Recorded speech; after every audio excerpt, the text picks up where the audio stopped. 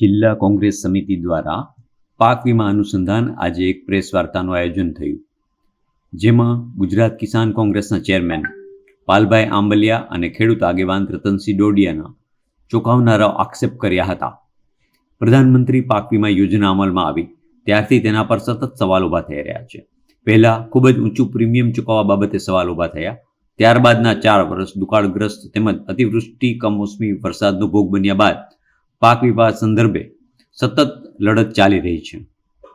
આ સંદર્ભે માણાવદરના ધારાસભ્ય શ્રી અરવિંદભાઈ લાડાણી તેમજ બીજા અન્ય આગેવાનોએ આ બાબતે તપાસ કરતાં ચોંકાવનારાઓ જવાબ મળતા હતા અને અંતે ગોળ જવાબ મળ્યા પછી પણ પાક વીમો ન મળ્યાના અને તેમાં ભ્રષ્ટાચાર થયાના ચોંકાવનારાઓ આક્ષેપ આંબલિયાભાઈ સાથે કરવામાં આવ્યા હતા. તો આ સંદર્ભે આવો સાંભળીએ તેમને જ લાઈવ.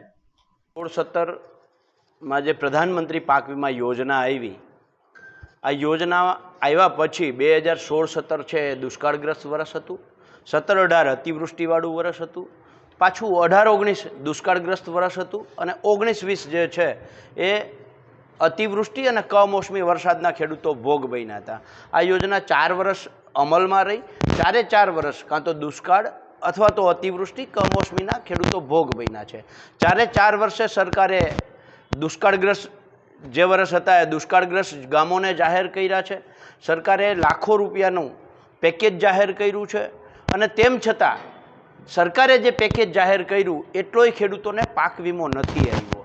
એટલે ખેડૂતોને શંકા ગઈ, ખેડૂત આગેવાનોને શંકા ગઈ. એટલે સૌ પહેલાં અમે દેવગઢ અમરગઢના પાક વીમાના પત્રકો અને હિસાબો જાહેર કર્યા અને એ મુજબ પ્રતિ હેક્ટરે 60,000 રૂપિયા ખેડૂતોના હકના જે મળવાપાત્ર હતા એનો ભ્રષ્ટાચાર થઈ ગયેલો સામે આવ્યો. ત્યારબાદ મૂડી અને માણાવદરના પાક વીમાના પત્રકો અને હિસાબો જાહેર કરી અને ખેડૂતો આગેવાનોએ કહ્યું કે માણાવદરની અંદર 76,000 રૂપિયા પ્રતિ હેક્ટર પાક વીમો મળવાપાત્ર હતો, મૂડીની અંદર 56,000 રૂપિયા પ્રતિ હેક્ટર પાક વીમો મળવાપાત્ર હતો, જે ખેડૂતોને નથી મળ્યો. ખેડૂતો આગેવાનો ગુજરાત હાઈકોર્ટમાં ગયા. ગુજરાત હાઈકોર્ટમાં સરકારે ખેડૂતના બદલે વીમા કંપનીને ફેવર કરતી એક પિટિશન પણ જે એફિડેવિટ દાખલ કર્યું છે એ રતનસિંહ ડોડિયા ખેડૂત આગેવાન છે એ કહેશે.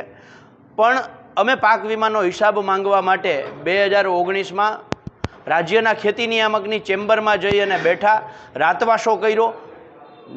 માહિતી સરકારે ન આપી. સરકારે એના ઉપર પ્રતિબંધ કર્યો કે 3 વર્ષ સુધી આ આંકડાઓ જાહેર ન કરી શકાય.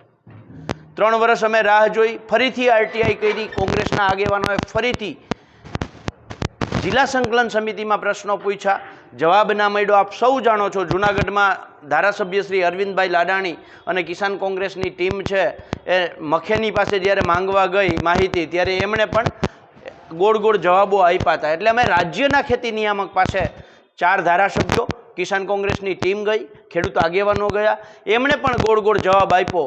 એટલે અમે છેલ્લે જે ખેડૂતોએ ગ્રામ સમિતિમાં કામ કર્યું હતું, સહકારી મંડળીના આગેવાનોએ ગ્રામ સમિતિમાં કામ કર્યું હતું, એમની પાસેથી પાક વીમાના ગામ લેવલે જે ક્રોપ કટિંગ થયા છે, મારી પાછળ આમાં તમે જોઈ શકો છો, આ એક ગામ છે, એ ગામની જે ક્રોપ કટિંગ થયેલું છે એના જે તારી જ અમને ગામ લોકો પાસેથી, વીમા કંપનીમાંથી એ સમયે જે લોકો કામ કરતા હતા એમની પાસેથી જે આંકડા મળ્યા એ મુજબ આજે અમે ભેસાણ તાલુકાની 35 ગામોના પાક વીમામાં કયા ગામમાં કેટલો ભ્રષ્ટાચાર થયો છે એનું આજે અમે સામે મૂકીએ છીએ અને જાહેર માધ્યમોના માધ્યમથી સરકારને ચેલેન્જ સાથે કહીએ છીએ કે જો તમે ભ્રષ્ટાચાર ન કર્યો હોય, પાક વીમા કંપનીઓ સાથે તમારી ભાગીદારી ન હોય તો તમે પાક વીમાના પત્રકોને પ્રતિબંધિત જે કર્યા છે એને જાહેર કરવામાં આવે એટલે દૂધ અને દૂધનું પાણી થઈ જશે.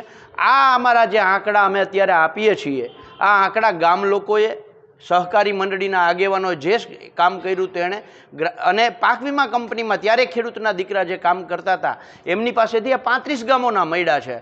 પણ જૂનાગઢ જિલ્લાના એક તાલુકાના એક ગામના એ મગફળીનો પાક વીમાની વાત હોય, કપાસ પિયતની વાત હોય, કપાસ બિન પિયતની વાત હોય, વર્ષ 2016-17, 17-18, 18-19, 19-20 4 વર્ષની અંદર તમામ પાકોની અંદર દુષ્કાળગ્રસ્ત અતિવૃષ્ટિનો ભોગ ખેડૂતો બન્યા. જ્યાં તમે જોઉં 77,000 એવરેજ આવે છે. પ્રતિ હેક્ટરે 77,000 રૂપિયા ખવાઈ ગયા છે, ચવાઈ ગયા છે, જે ખેડૂતોને મળવાપાત્ર હતા. આ 35 ગામોનું લિસ્ટ અમે અહીંયા આપીએ છીએ. આ એક ગામ સમજાવવા માટે આપ્યું છે. એવી જ રીતે 35 ગામો આવી રીતે ભોગ બન્યા છે. એટલે સરકારને વિનંતી કરીએ છીએ કે પાક વીમાના પત્રકો, હિસાબો RTIમાં માંગવાથી આપવામાં આવે. જો તમે નથી આપતા એનો અર્થ એવો કે તમે ભ્રષ્ટાચાર કર્યો છે.